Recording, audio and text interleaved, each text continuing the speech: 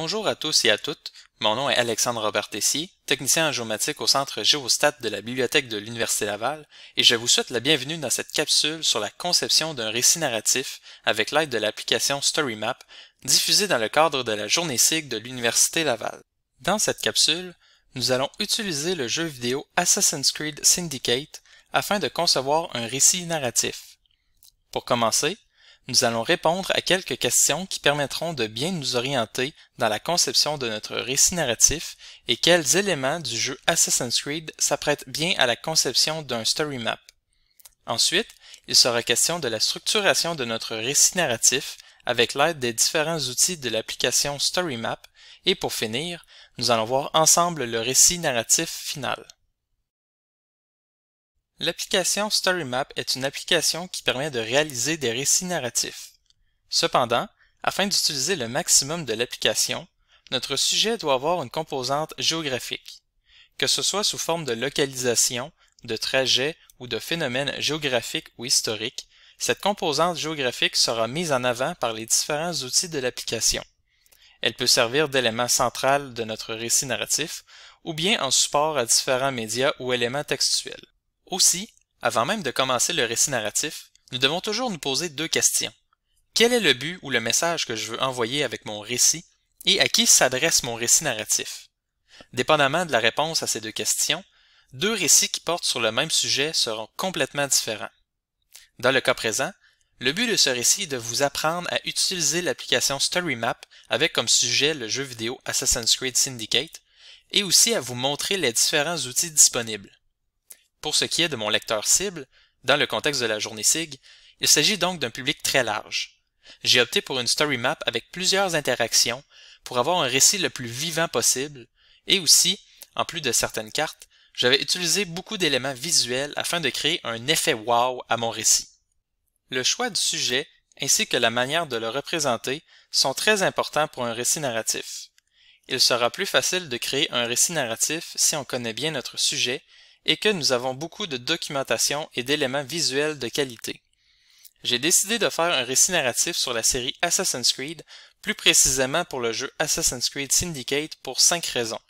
L'histoire, la cartographie, les repères géographiques, la modélisation et les personnages historiques.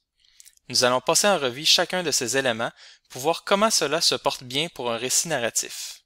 Un des slogans de la série Assassin's Creed est que l'histoire est notre terrain de jeu. La trame principale est la guerre idéologique entre les assassins et les Templiers, et chacun des jeux de la série se déroule à une époque marquante de l'histoire, comme la Troisième Croisade, la Révolution américaine, l'Égypte antique, l'Empire ottoman et tout récemment, l'ère viking. Pour chacun de ces jeux, plusieurs historiens ont été consultés et même embauchés par Ubisoft pour recréer le contexte historique de l'époque le plus fidèlement possible. Dans le cas de ce récit, le jeu porte sur la révolution industrielle à Londres durant l'ère victorienne. Petite anecdote, le Centre Géostat a aussi été sollicité dans la recherche et la consultation de cartes historiques de Londres. Le travail des historiens se remarque entre autres par la qualité et le détail des événements historiques ainsi que l'ambiance de l'époque. Mais on le voit aussi dans la cartographie du jeu. On peut voir à gauche la carte de Londres réalisée par Charles Smith datant de 1860, ainsi qu'une carte du jeu Assassin's Creed Syndicate où les actions se déroulent en 1868. Il faut savoir qu'Ubisoft a apporté certains ajouts ou modifications afin que le terrain se porte mieux à certaines fonctionnalités du jeu ou bien à certaines missions. Mais il n'en reste pas moins que si on prend ces deux cartes et qu'on les observe attentivement, on peut constater de nombreuses similarités. Premièrement, on peut voir que le réseau routier est quasiment identique, ainsi que les différents ponts qui traversent la Tamise. Deuxièmement, les espaces verts sont positionnés aux mêmes endroits et finalement, plusieurs repères géographiques sont présents, comme la cathédrale Saint-Paul et Buckingham Palace. Dans le jeu, Londres a été séparée en 7 quartiers et chacun d'entre eux ont un paysage et une structure géographique qui se démarquent les unes des autres. Je pourrais vous le montrer lors de la présentation finale du récit narratif.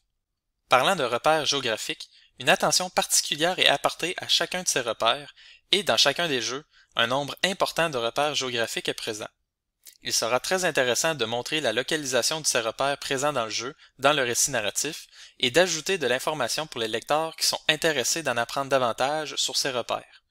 On peut voir ici la cathédrale Saint-Paul et Buckingham Palace, mais aussi Notre-Dame de Paris durant la Révolution française, le Panthéon à Rome, la Hagia Sophia à Constantinople, ainsi que Stonehenge au Royaume-Uni. Je suis persuadé qu'au premier coup d'œil, certains d'entre vous se sont demandé si les images que je vous montre en ce moment sont les bâtiments réels ou bien ceux modélisés dans le jeu. Eh bien, il s'agit des bâtiments modélisés, et voici ces mêmes repères que l'on peut voir dans la vraie vie aujourd'hui. L'utilisation d'un outil permettant de montrer la différence entre ceux modélisés et ceux réels pourrait apporter un effet wow au récit narratif. C'est aussi quelque chose à prendre en compte lors de la conception de votre récit. Finalement, qui dit époque historique dit aussi personnage historique. Ces personnes ont, pour la plupart, marqué leur époque par leurs actions ou leur façon de penser et qu'on reconnaît encore aujourd'hui.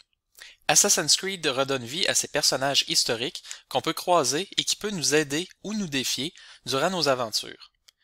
Après avoir visité plus de 10 époques différentes, les joueurs ont croisé un grand nombre de ces personnages comme George Washington, Jules César, Barbe Noire ou bien Léonard de Vinci. Dans Assassin's Creed Syndicate, nous croisons la route de plusieurs de ces personnes comme l'inventeur du téléphone Alexandre Graham Bell, qui n'avait pas encore inventé le téléphone en 1868, ainsi que le romancier Charles Dickens, ainsi que le naturaliste et paléontologue Charles Darwin. Vous pouvez voir ici la modélisation de Darwin et Dickens qui sont très bien réussis. Maintenant que nous avons déterminé le but du récit narratif et décortiqué notre sujet en différents modules, il est temps de regarder les différents outils de l'application StoryMap. Nous verrons dans un premier temps les différents outils disponibles et, dans un second temps, nous choisirons quel module va être représenté par quel outil.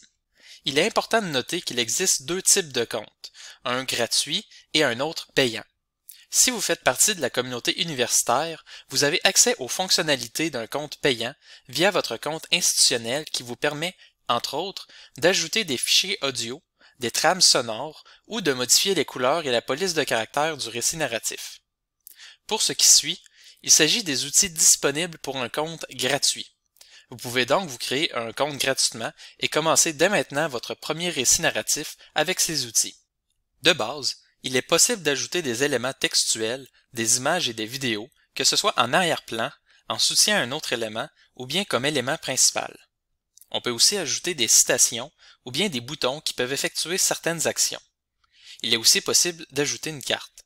Avec un compte payant, il est possible de créer des cartes sur le logiciel ArcGIS et de l'importer via ArcGIS Online, mais il est possible pour ceux qui possèdent un compte gratuit de créer une carte express. Ceci permet d'ajouter des points, des lignes et des polygones, et aussi de dessiner à main levée sur un fond de carte. Finalement, trois outils sont aussi disponibles et je vais vous montrer à l'instant la différence entre les trois. Il s'agit du slideshow, du sidecar et du map tour. Pour le slideshow, il s'agit d'un module plein écran dont l'usager doit manuellement modifier de diapositive. Cela peut ressembler à un carrousel et celui-ci peut être complètement ignoré par le lecteur. Au lieu de cliquer sur les flèches pour changer de diapositive, le lecteur peut dérouler par le bas et passer à une autre section. Cet outil met le focus sur le média et non le texte. Il faudra donc avoir un minimum de texte par diapositive pour laisser l'attention du lecteur sur le média. Pour le sidecar, il est similaire au slideshow, mais l'usager doit passer par l'ensemble des diapositives et on modifie la diapositive en déroulant vers le bas. Cet outil est beaucoup plus immersif et met le focus sur l'élément déroulant. Le média est donc stationnaire et sert de support au texte. Finalement, pour le map tour, il s'agit d'un outil où la carte est le point central. Il est possible d'effectuer un tour guidé dont l'usager doit suivre un chemin prédéterminé par l'auteur, ou bien on peut laisser le lecteur explorer librement la carte. C'est un des modules où il est possible d'effectuer le plus d'interactions avec son lecteur. Maintenant, avant de vous montrer le résultat final, il faut sélectionner les modules d'Assassin's Creed ainsi que les outils que nous allons utiliser pour les représenter. En commençant par l'histoire, je vais l'intégrer dans la story map, mais je ne veux pas que le lecteur passe trop de temps là-dessus. Pour la cartographie, les repères géographiques ainsi que la modélisation, ils feront tous partie du récit narratif, tandis que je vais laisser de côté les personnages historiques. Pour les représenter, je vais utiliser l'outil Slideshow pour le module portant sur l'histoire. Comme ça, le lecteur pourra passer ce module s'il n'est pas intéressé. Pour la cartographie des quartiers, je vais utiliser le Sidecar.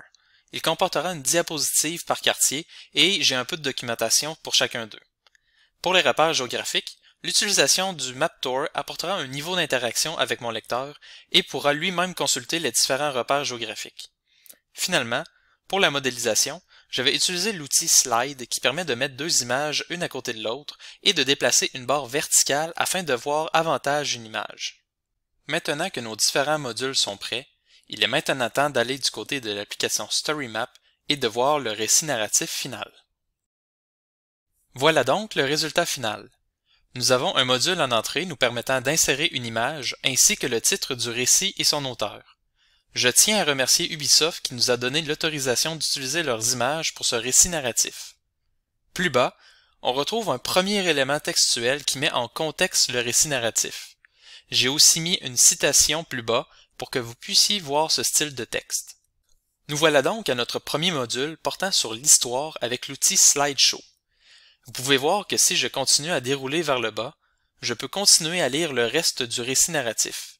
Il faut donc que j'utilise les flèches pour modifier la diapositive. Je commence par introduire le lecteur au concept du jeu qui porte sur la guerre idéologique entre les assassins et les Templiers, et ensuite, j'explique l'idéologie des deux camps sur deux diapositives distinctes. Pour finir, j'offre plus d'informations sur l'époque où se déroule le jeu, c'est-à-dire la révolution industrielle. Vous remarquez que j'ai appliqué comme arrière-plan des vidéos ainsi que des images et, pour bien différencier les sections, j'ai appliqué un séparateur orange à la fin du module. Ensuite, nous embarquons dans le module de la cartographie avec le Sidecar. Chacun des quartiers a sa propre diapositive, en commençant par la carte entière, suivie des quartiers. Pour chacun, nous avons une image de la cartographie du quartier, ainsi que sa délimitation avec ses quartiers voisins, et une courte description et une image représentant l'ambiance du quartier. Comme mentionné auparavant, chacun des quartiers a sa structure géographique qui caractérise bien le quartier. Par exemple, dans le quartier des Strand, on peut voir des rues très larges ainsi que plusieurs espaces verts montrant un quartier plus aisé, tandis que si nous allons du côté de Southwark, le quartier est caractérisé par une très forte industrialisation. On ne voit donc pas de grandes maisons ou d'espaces verts, mais bien beaucoup d'usines et de petites maisons rangées à l'est.